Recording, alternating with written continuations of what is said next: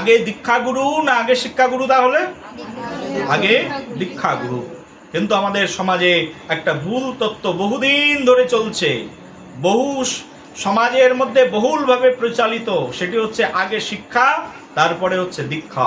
কিন্তু প্রকৃতপক্ষে আমাদের চৈতন্য চরিতামৃতে কবিরাজ গোস্বামীপাদ এই যে আদি লীলার প্রথম পরিচ্ছেদের 17 নম্বর শ্লোকের মধ্যে তিনি বলছেন যে মন্ত্রগুরু আর যত শিক্ষা গুরুগণ তা সবার চরণ আগে করে বন্দন। প্রথমে মন্ত্রগুরু, প্রথমে কার চরণ বন্দনা করতে হবে? প্রথমে হচ্ছে মন্ত্রগুরু, তার মানে যিনি আমাকে মন্ত্র দিয়েছেন। কোন মন্ত্র? যে মন্ত্রে আমার দীক্ষা হয়েছে, আমার কোটি কোটি জন্মের অজ্ঞানতার অন্ধকার দূর হয়েছে যে মন্ত্র প্রবেশের মাধ্যম দিয়ে, সেই মন্ত্র।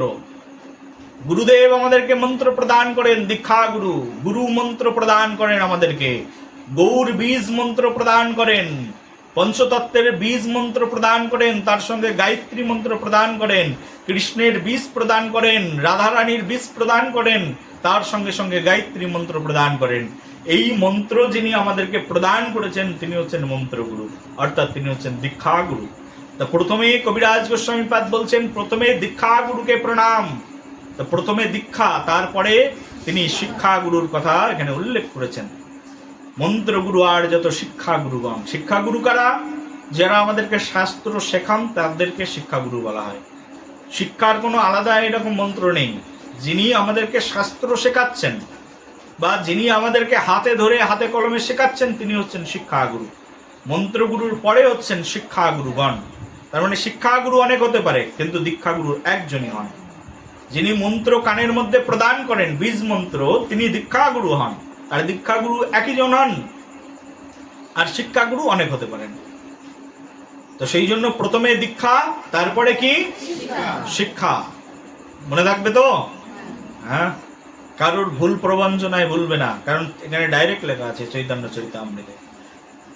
এমনকি রূপ গোস্বামীপাদ আমাদের ভক্তি রসামৃত সিন্ধু গ্রন্থের মধ্যে বলছেন যে প্রথমে দীক্ষা গ্রহণ করবে। 64টি ভক্ত অঙ্গের কথা বর্ণনা করা আছে। কটা ভক্ত অঙ্গ?